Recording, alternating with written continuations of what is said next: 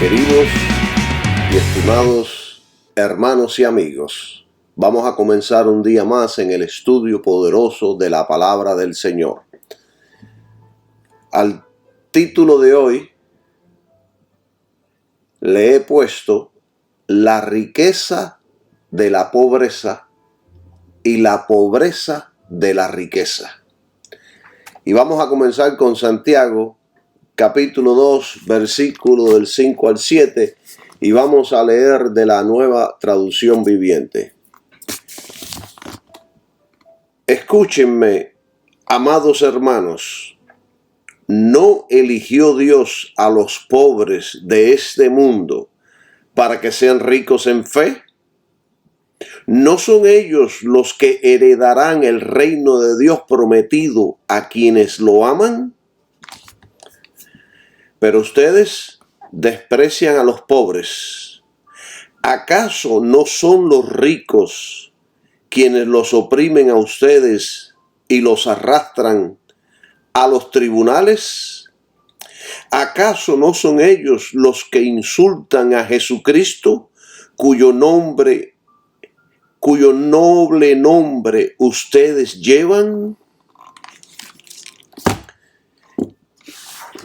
Abraham Lincoln solía decir: Dios tiene que querer mucho a las personas sencillas porque ha hecho un montón de ellas. Queridos hermanos y queridos amigos, les voy a decir algo. Les voy a decir algo bien importante de la palabra de Dios. El Evangelio siempre ha concedido prioridad a los pobres. En el primer sermón de Jesús en la sinagoga de Nazaret, su predicación fue: Dios me ha ungido para que les anuncie el Evangelio a los pobres. Cuando Juan el Bautista envió a sus discípulos a preguntarle a Jesús si esperábamos a otros o él era el escogido de Dios, Jesucristo le respondió con esta afirmación y dijo: y a los pobres se les predica la buena noticia. Y cuando Jesucristo empezó su ministerio en la predicación de las bienaventuranzas, lo primero que empezó diciendo es: bienaventurados los pobres en espíritus, porque de ellos es el reino de los cielos. Y entonces el evangelista Lucas, el amado Lucas, siendo más claro en este asunto, dijo: bienaventurados vosotros los pobres, porque vuestro es el reino de Dios. Hermanos, Dios siempre ha puesto especial interés en las personas pobres y sencillas. Yo recuerdo de una congregación donde los pastores decían: si no eres próspero materialmente, es porque espiritualmente están en bancarrota. Y ellos citaban la escritura que dice: mas buscad primeramente el reino de Dios y su justicia, y todas las demás cosas serán añadidas. Ellos decían: si no tienes plata, es porque no has crecido espiritualmente. Si no tienes dinero y dinero en abundancia, es porque no has crecido espiritualmente. Y con estas palabras estaban dándole a los hermanos cristianos un jaque y mate. Y todo el que no era próspero era como Caín, con una señal en su frente. Le estaba diciendo a todo el mundo, si no era próspero, estaba como diciéndole a todo el mundo, estoy en bancarrota espiritual.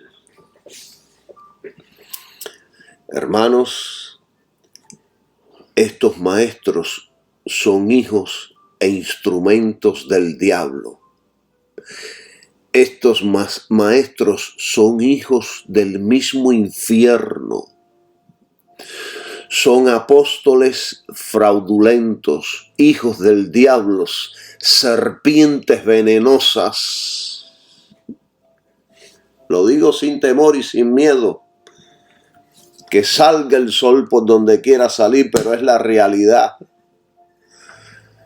Y no nos debe sorprender esta actitud de la iglesia moderna, de la iglesia en la cual hoy estamos viviendo, ya que los discípulos también creían lo mismo.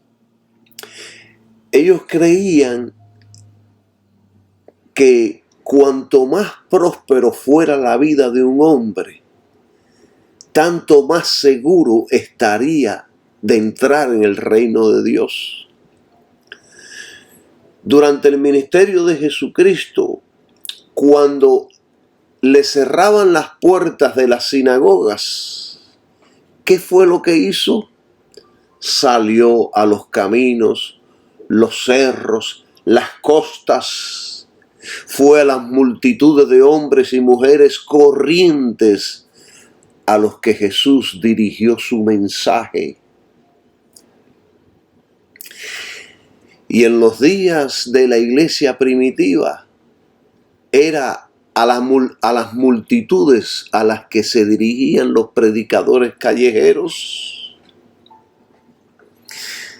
Miren, hermanos, el Evangelio nos enseña que son los pobres, la gente corriente, la mayoría de la gente común y trabajadoras, a los que Dios llama. Por supuesto que Dios quiere que todos sean salvos, tanto ricos como pobres, pero la mayoría de la gente común y corriente son la mayoría de cristianos. A la gran mayoría de los poderosos y ricos no les interesa el Evangelio, ni en el pasado, ni hoy día.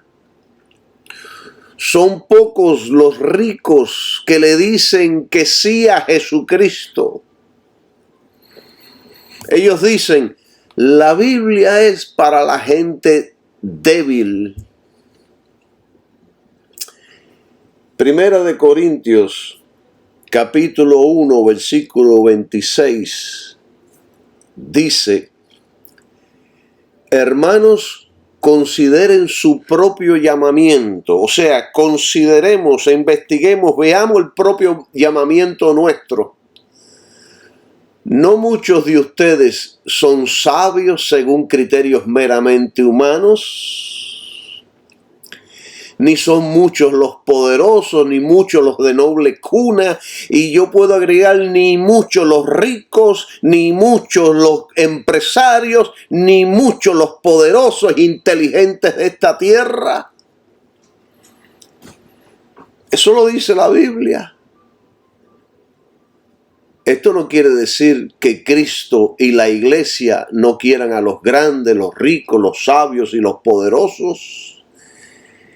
Esto nos enseña algo muy poderoso de la sabiduría de Dios.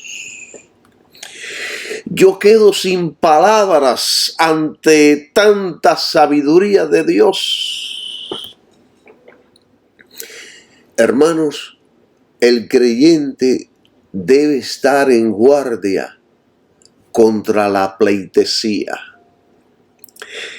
El creyente debe estar en guardia contra la acepción de personas. Hay una palabra que viene mucho al caso que se llama cursi. Es la actitud de una persona que tiende a mirar a la otra, a la persona rica como fina aristocracia. ¡Ay, qué cursi tú eres! ¡Qué fino! ¡Qué elegante! ¡Qué te crees algo! Y la forma de tratar a los pobres se vuelve diferente cuando lidiamos con ellos. Miramos a los que tienen algunos dólares más en el banco, lo miramos y los tratamos diferente como tratamos a los pobres. Y Dios quiere que usemos de sabiduría, y Dios es sabio. Dios quiere que en el cuerpo de Jesucristo no haya acepción de personas. Uno no es más que el otro porque tenga unos cuantos dólares más. En Miami Beach, donde yo trabajo, conocí a una pareja de pobres. Viven en la calle. En la noche van a un cuarto del gobierno. El resto del día tienen que pasarla en la calle y buscar su comida, su alimento.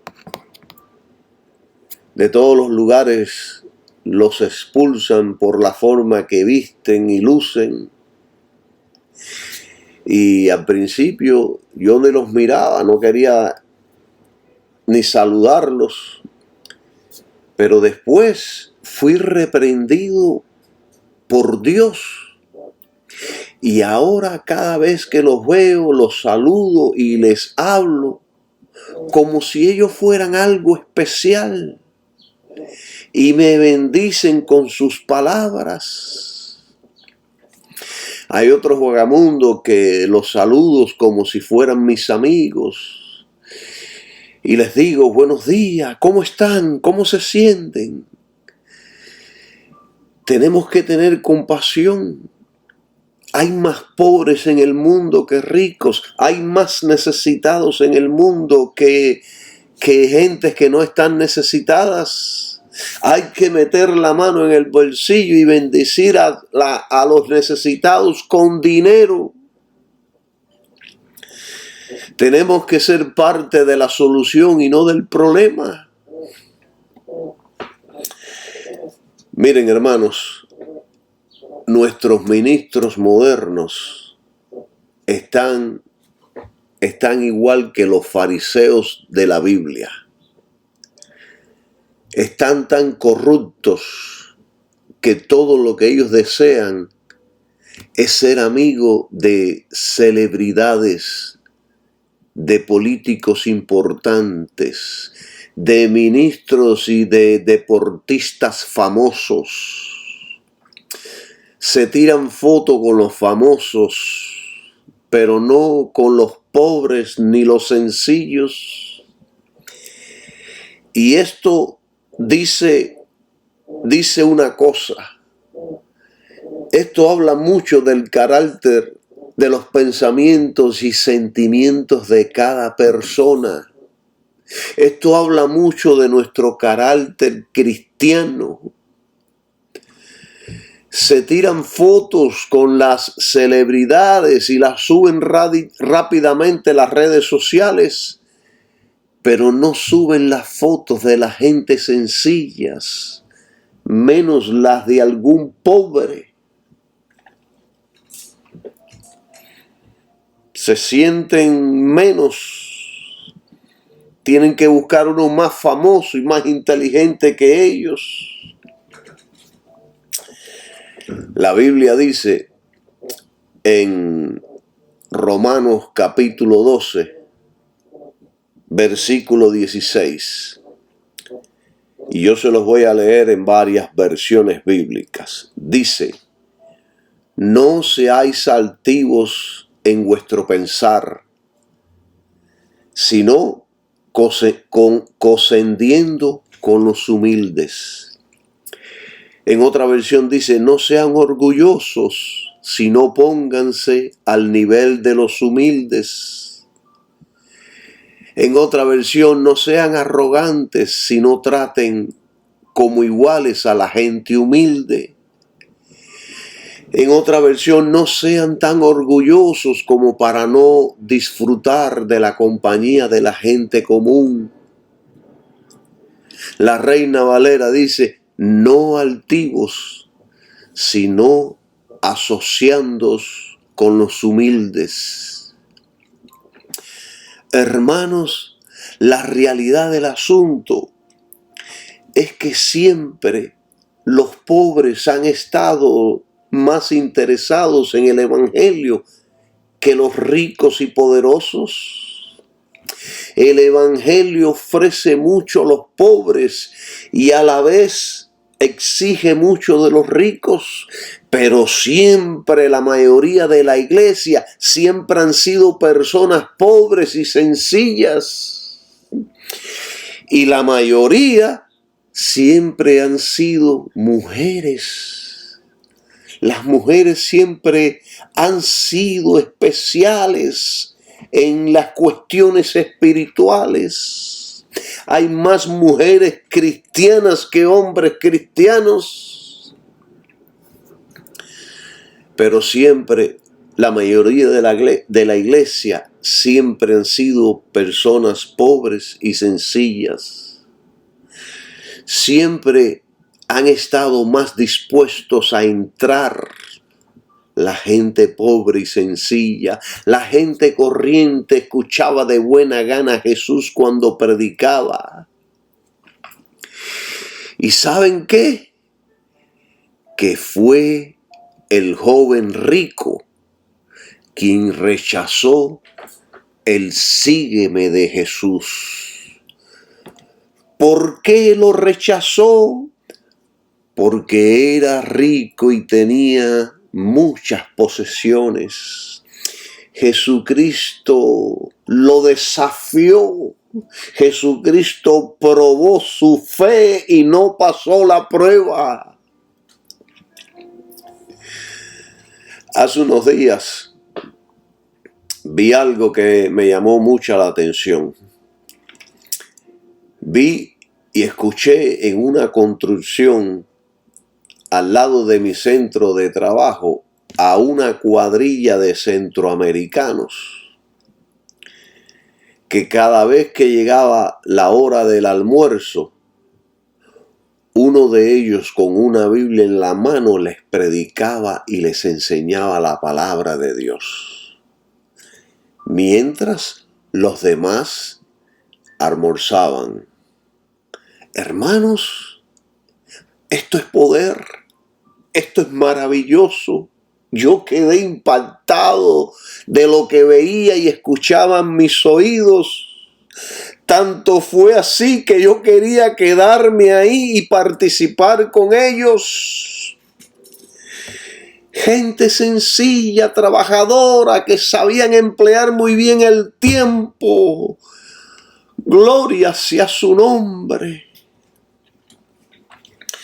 Yo con esta predicación y enseñanza, yo no estoy diciendo que la iglesia cierra las puertas a los ricos. Nada de eso. Necesitamos a gente rica en la iglesia. Necesitamos a gente que aporte a la iglesia, que ayude a la iglesia, porque en la iglesia tenemos mucha gente necesitada. Yo no estoy en contra de la riqueza, ni estoy en contra de los ricos. Tampoco estoy diciendo que el evangelio es exclusivamente para los pobres. El evangelio es para todos los hombres y mujeres, sean ricos, poderosos, pobres, nobles. Para todos es el evangelio. Dios quiere que todos sean salvos, todos. Pero tenemos que entender que,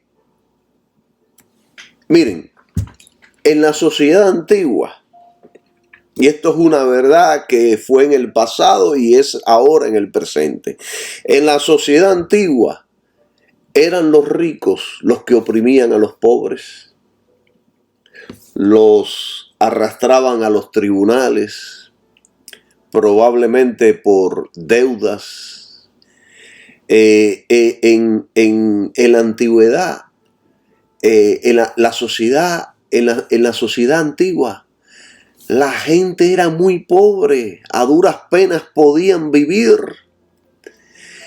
y los prestamistas eran abundantes y despiadados. En el mundo antiguo existía la costumbre del arresto ciudadano.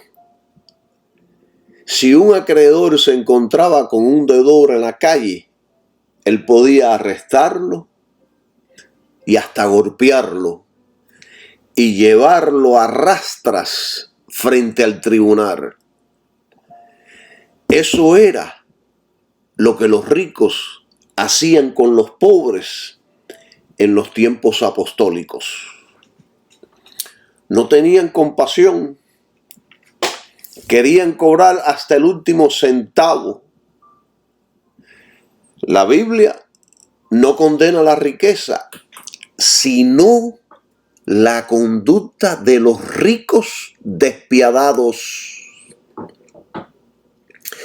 La iglesia nunca ha condenado a los ricos, sino la conducta anticristiana de los ricos, a la conducta impía de los creyentes que tienen amor por el dinero.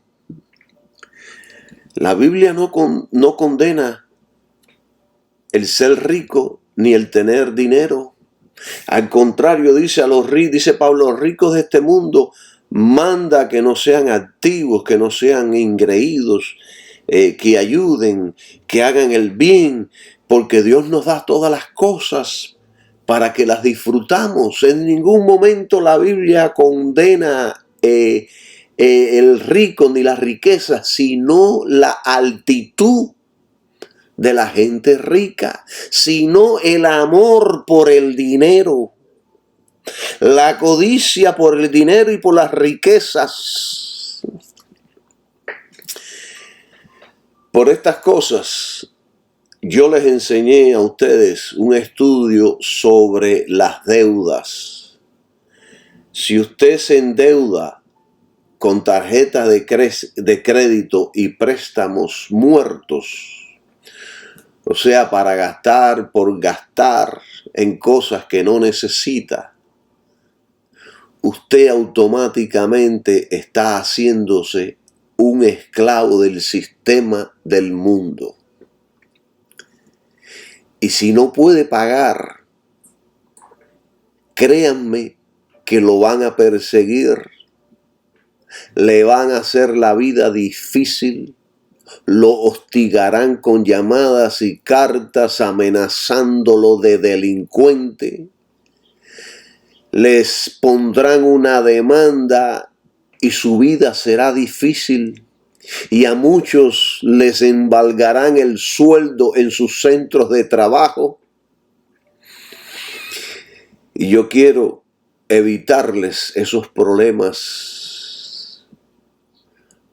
Los bancos, los prestamistas se aprovechan de las necesidades de los pobres.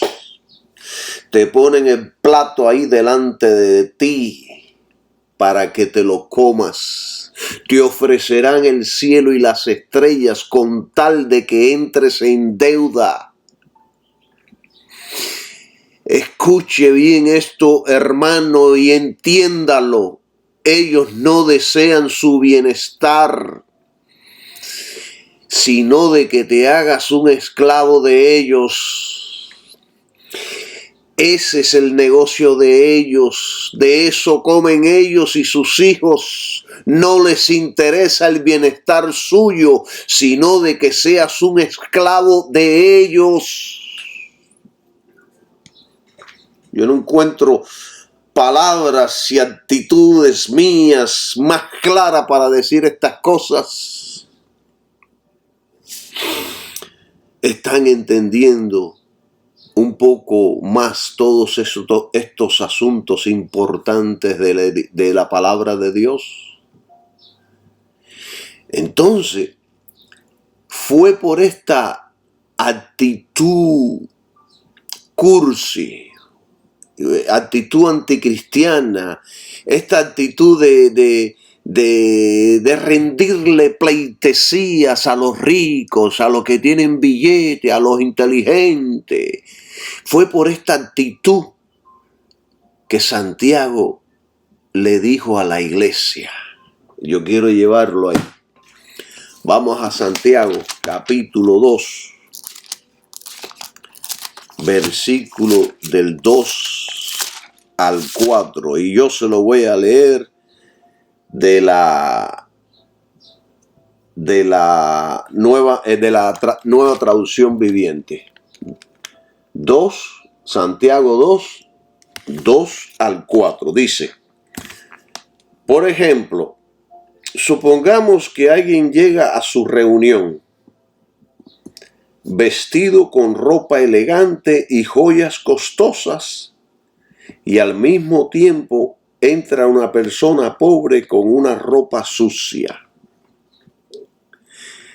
3. Si ustedes les dan un trato preferencial a la persona rica y le dan un buen asiento, pero al pobre le dicen, tú puedes quedarte de pie allá o bien sentarte en el piso. ¿Acaso esta discriminación no demuestra que sus juicios son guiados por malas intenciones? La Nueva Traducción está clara en todos estos asuntos. Lo explica bien en un lenguaje sencillo para que todos podamos entender. Y esto a mí me da miedo. Esto a mí me pone alerta. Yo no quiero hacer distinción. Pero muchas veces he pecado con esto mismo. Y me arrepiento y clamo a Dios que cambie mi mente y mi corazón. Y entonces digo como el salmista, con todo mi corazón te he buscado, no me dejes desviarme de tus mandamientos. Y digo como David, crea en mí, oh Dios, un corazón limpio y renueva un espíritu recto dentro de mí. Porque a veces actuamos así inconscientemente, automáticamente. Hermanos, ante Dios hay que vivir constantemente arrepentidos. Gracias a Dios por la sangre de Cristo que nos limpia de todo pecado. Santiago temía que la pleitesía se introdujera en la iglesia. Hay gente que para ostentar se llenan de anillos, de cadenas, de relojes caros, zapatos, corbatas, trajes, autos, casas caras, solo para ostentar. Yo estaba leyendo la historia de la iglesia primitiva y dice que habían cierta gente que llegaban a la iglesia en los tiempos primitivos, y dice que llegaban a la iglesia con todos los dedos llenos de anillos. Dice que a veces se podían 3 o 4 anillos en el mismo dedo, y a veces hasta los rentaban el día que tenían que ir a la iglesia para llegar y ostentar y que todo el mundo le rindiera pleitesía. Y aquí llegó el bacán del barrio. Y así sigue sucediendo hoy día. Así sigue. Hay quien dijo en cierto lugar, alguien dijo que la iglesia es el lugar donde todos estrenan sus mejores vestidos. La iglesia en sus principios era pobre y humilde. Y por lo tanto, si un rico se convertía e incorporaba a la iglesia local, le daban tanta importancia que lo trataban como si fuera un trofeo especial del Señor. ¡Wow! Se convirtió en rico. Pero no, todos debemos ser tratados por igual. Y esto es un gran reto para cada uno de los creyentes. La iglesia debe ser el lugar donde las diferencias desaparecen. No puede haber diferencia de rango y prestigio cuando las personas se reúnen en presencia del Rey de la Gloria, ni diferencias de méritos cuando las personas se reúnen en la presencia del Dios Todopoderoso. En su presencia toda diferencia terrenal es menos que polvo y toda dignidad como trapos de inmundicia. En la presencia de Dios, la humildad debe ser solo una. Gloria sea el nombre de Jesús. Somos un cuerpo en Jesucristo. Nadie es más que nadie. El ojo necesita a la vista del ojo, y también el olfato, el tacto. Necesitamos unos de los otros. A la gente se le sube tanto la vanagloria que ya no van a la fritanga nicaragüense ni al Palacio del Jugo. Ahora solo van a restaurantes de la alta sociedad. No tienen la mente de Cristo. No están caminando con el juicio del hombre justo que habla Salmos. Dice ahí en Salmos dice: el hombre de bien tiene misericordia y presta, gobierna bien todos sus asuntos con juicio. Y en otra parte dice: tiene misericordia, presta, y dice que le da al pobre, que ayuda al pobre, que ayuda al menesteroso, que ayuda a la Biblia, que ayuda al huérfano. Alabado sea su nombre. ¿Entienden? Se les sube la vanagloria tanto que ya no quieren ir a la fritanga nicaragüense. La balanza de ellos está inclinada hacia un lado. Ya son gente con malos pensamientos y malas decisiones y malos juicios. Hermanos, a mí nadie me hace un cuento. Yo he vivido todo esto. Yo he escuchado sobre todo esto. He visto cómo hacen diferencia entre el uno y el otro. El trato es diferente. Se regalan entre ellos, se dan ofrenda entre ellos. Al elegante, al culto, al del billete, le dan puestos en las bancas principales, mientras al pobre, al feo, al gordo, al inculto, en las bancas traseras. Fíjense que hoy día, para ser ministro de la iglesia moderna, tienes que ser un buen tipo, tienes que ser alto y bien parecido. De lo contrario, la gente no te va a seguir. Miren, el colmo de los colmos es, fíjense cómo está esta sociedad, el colmo de los colmos es que toda la gente que votaron la mayoría de la gente que votaron por Obama fue porque hablaba bien y se reía bien y era simpático y era un medio actor de cine. Y lo mismo sucedió con Biden. Y mira cómo está la nación hoy día. No, hermano. Así está la gente. Si eres alto, inteligente, bien parecido, ahí vas a tener a las hermanitas. No todas las hermanitas, pero vas a tener a muchas hermanitas que dice: este sí es el pastor de gloria. Así están las cosas.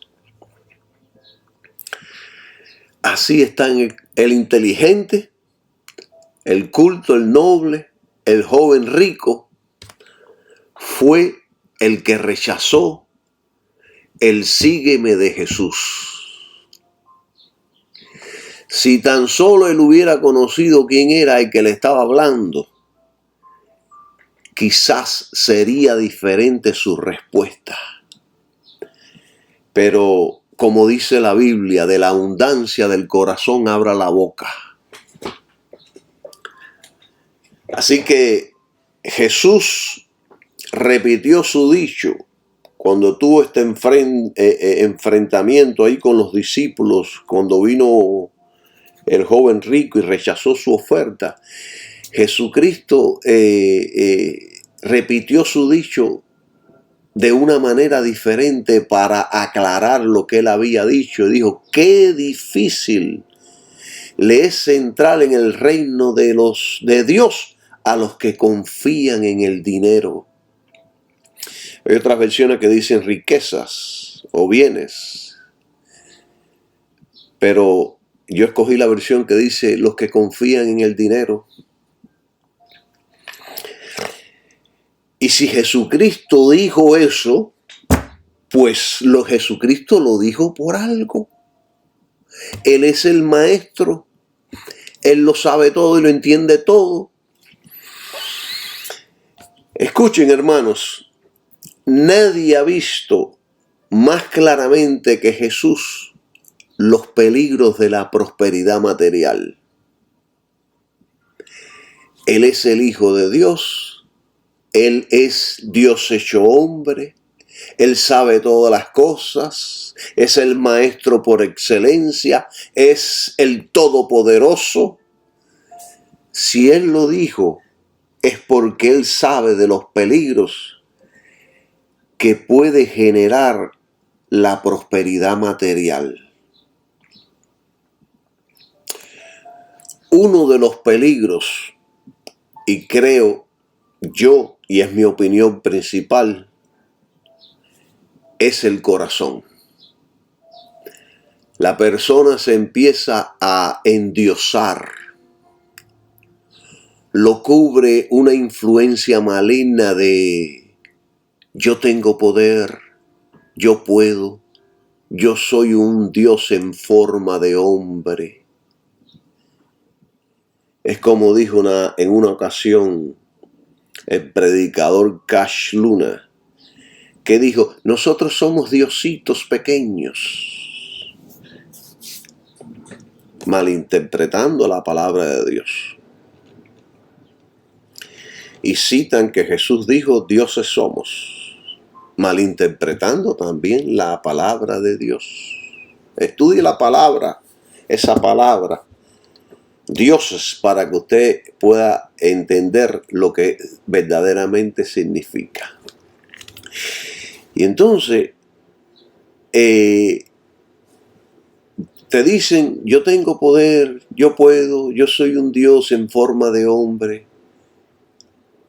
Eso lo pensaban mayormente, fíjense, las culturas antiguas con los reyes y gobernantes que tenían mucho poder. Tenían tanto poder y tanta influencia. La vida de la gente dependía de la decisión de un rey. Especialmente los reyes de Egipto. Los reyes de Egipto pensaban que eran dioses y decían, yo soy el dios Hermes, o nombres, se ponían nombres y ellos pensaban que eran dioses. La gente temblaba delante de esta gente. Un solo error te costaba la cabeza. Y ellos se proclamaban dioses. Soy un dios, gobierno sobre toda esta tierra, tengo todo poder, puedo hacer lo que yo desee. Eso pensaban mayormente las culturas antiguas con los reyes y gobernantes que tenían mucho poder. Miren, hermanos, Dios está más interesado en el estado de su corazón que en su prosperidad. Y el hombre se interesa más en su prosperidad que en el estado de su corazón. ¿Por qué? Porque todas las cosas están invertidas. Satanás ha invertido todo, ha cambiado todo. Lo hizo en el jardín del Edén y lo sigue haciendo. ¿Será que muchos de los hijos no alcanzamos las riquezas porque Dios lo esté evitando? ¿Será que Dios esté evitando nuestra destrucción? Nuestra vida depende de Dios. Si verdaderamente nosotros somos hijos de Dios, que hemos nacido de nuevo, nuestra vida está en las manos de Dios y está dirigiendo el curso de nuestras vidas. Muchos de nosotros tratamos, trabajamos, nos esforzamos, hacemos negocios, sudamos, invertimos, estudiamos, ponemos negocios, hacemos un montón de cosas para convertirnos en millonarios, para no trabajar y vivir seguros, abrazando el dinero y besándolo como si fuera una novia. Pero para muchos nada sucede. Seguimos en las mismas. ¿Por qué será que algunos florecen de la nada y otros, por mucho que hagan, nada sucede? Hay muchas preguntas que no tienen respuesta. Todos deseamos ser prósperos materialmente. Todos deseamos dinero. Y muchos, para justificar nuestra búsqueda, nuestra ambición y nuestros deseos por la prosperidad, decimos cosas como: yo quiero ser rico para ser un mejor cristiano.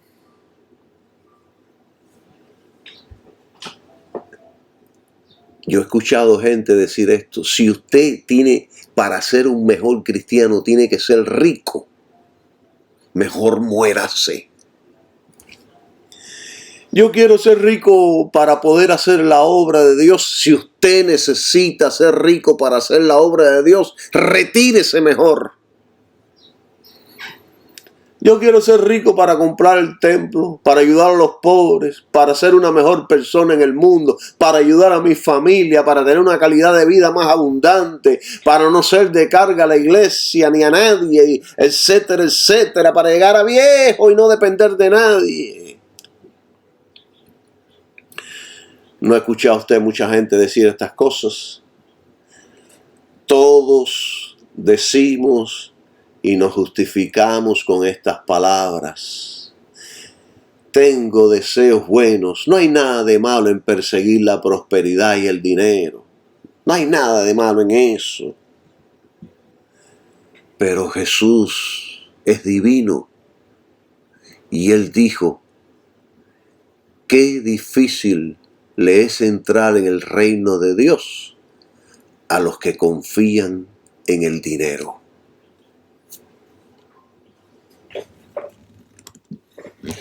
Y yo repito lo que muchas veces he dicho: poseer riquezas, poseer dinero no es pecado.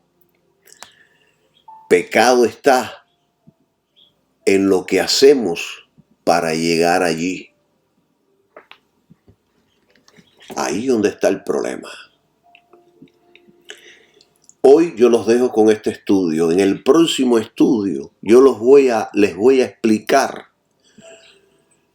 cuáles son los peligros que Jesús ve que muchos de nosotros no vemos. Bendiciones para todos y que tengan un maravilloso día. Amén.